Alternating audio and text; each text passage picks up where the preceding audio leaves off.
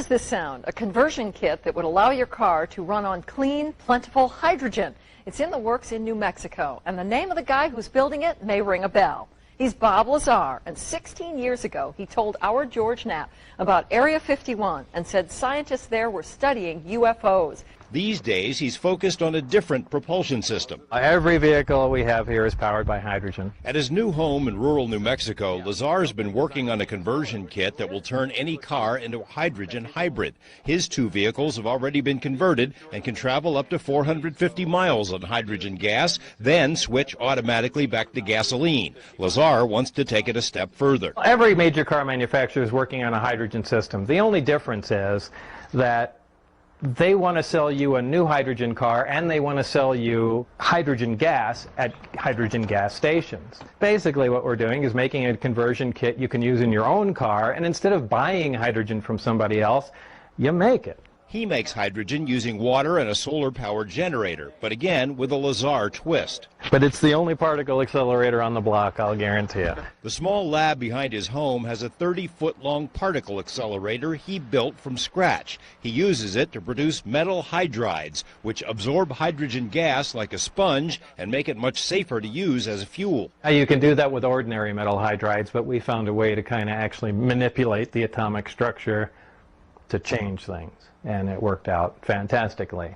It's powered by either solar array, solar panels, which convert sun into electricity, or a wind turbine, takes the wind, converts it to electricity, or any other way. But the idea is just to use complete green energy. Ideally, I like to run this one on solar. New Mexico gets a lot of sunlight, so that's really all there is to it.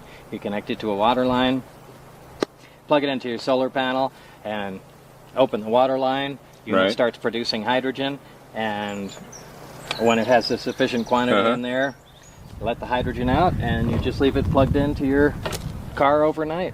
Now, this is the same as those other two tubes, right? Right. Hydrogen and oxygen, or whichever one is fine. And the oxygen we have no use for, so we just vent off into the air.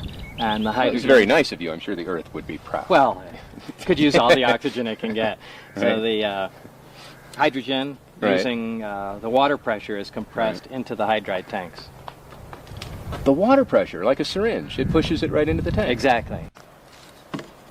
Well, there's the standard gasoline fill, but also there's a hydrogen in it, which you just click on, leave it on overnight, and as the generator makes hydrogen, it compresses it in there at a nice slow rate, and the tanks become full over a period of about 8 hours or so. Why can't everybody do this? I mean, gas is going on $5 a gallon. Right. It's terrible. The whole country's falling apart. We're, killing people all over the world for oil. And this, you're driving a car on this. Right. And you can do it. And you can convert any other car. Yeah, unless, I'm sure there are cars that have some technical problems, but yeah, essentially, any car can be converted. The whole problem to it is the material in the hydride. The hydride itself, one of the main components of it, is classified as a weapon material. And it can only be used in thermonuclear weapons.